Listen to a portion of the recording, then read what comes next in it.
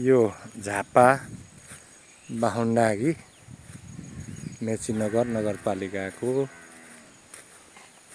देवीथानमा भएको बरको रुख। यो रुख धेरै पुरानो र विशाल छ र यो रुखले चाहिँ आफ्नो अनुकूलन आफै गर्ने रहेछ। यो हाँगाहरू धेरै विशाल व्यापक र टाढा टाढासम्म फैलिसकेपछि यहाँहरू देख्नुहुन्छ तलबाट आफैले जरा भुइँमा झारेर त्यो आफै रुखमा परिणत भएको छ र यसले चाहिँ बाँकी रहेको ठुलो फैलिएको हाँगालाई सपोर्ट दिने काम गरिरहेको छ। यतापट्टिको यो काण्ड तपाईहरुले देख्नु भएको छ, यो पनि छुट्टै रुख होइन, त्यही जराबाटै झरेर भुइँमा माथिबाट लहरा झुन्डिएर भुइँमा जरा हालेर बनिएको रुख हो। त्यस्तै यो धेरै पर गइसकेको छ अझै पनि र माथिबाट यहाँहरूले देख्नुहुन्छ यो लहरा यसरी झरेको छ र यो लहरा झरेर तल भुइँसम्म पुगेर यसले पनि रुखको रूप लिइसकेको छ र यो पनि अब मोटाउने र ठुलो हुने क्रममै छन्। एउटा अचम्मको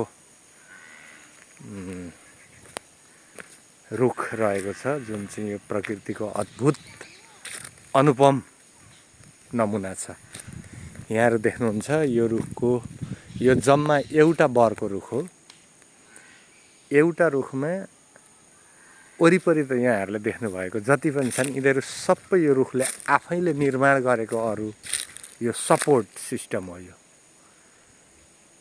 यो सम्पूर्ण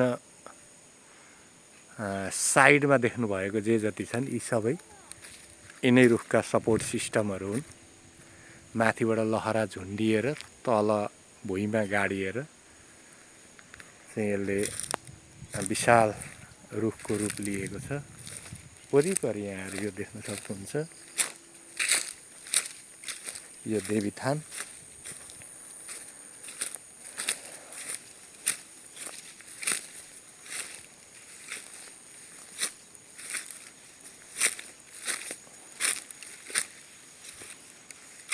यहाँहरू तपाईहरु देख्न सक्नुहुन्छ यो पनि अनुकूलनकै लागि रुखले आफै निर्माण गरेको सपोर्ट सिस्टम हो। यो अजङ्गको रुख भइसकेको छ। जराहरू हेर्नुहोस् यसका। यहाँहरूको यसको सुरुवाती चरण भनेको यो रुख बन्ने प्रक्रिया कसरी सुरु हुन्छ भन्ने एउटा सानो उदाहरण यहाँ छ। यो हेर्नुहोस्, यो माथि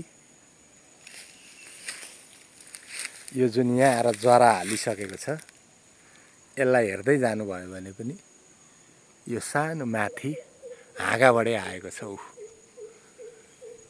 त्यहाँ हाँगामै कनेक्टेड भएर आएको छ। यहाँहरूले देख्न सक्नुहुन्छ यहाँबाट सुरु भएर यो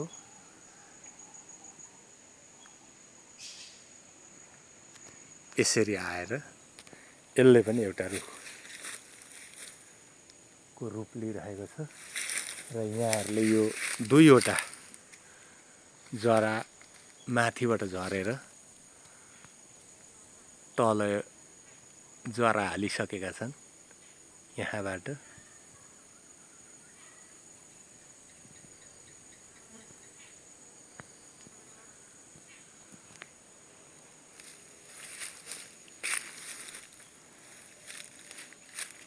ल एउटा बरको रुख र यसले वरपरको जग्गा जहाँसम्म यसले आफ्नो जराहरू यसरी फैल्याएको छ धेरै परसम्म छ यो जराहरू र हाँगाहरू। वरिपरि सबै एरिया कभर गर्ने हो भने झन्डै 1 बिघा क्षेत्रफल यो एउटा रुखले ओगटेको छ। यसको वरिपरिको डायमिटरलाई लिने हो भने बिरुवाको यी हाँगाहरू र यसको जराको डायमिटरलाई लिने हो भने लगभग 1 बिघा जति क्षेत्रफलमा यो एउटा बरको रुख रहेको छ। यहाँहरूको जानकारीको लागि मैले प्रस्तुत गरेँ।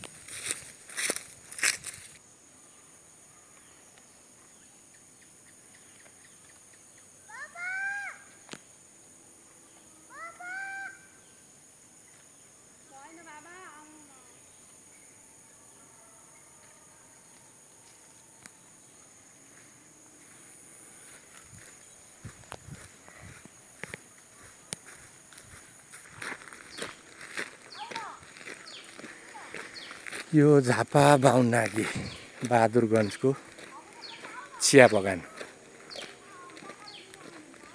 यहाँहरू देख्न सक्नुहुन्छ। यो दुवैपट्टि चिया बगान रहेको छ।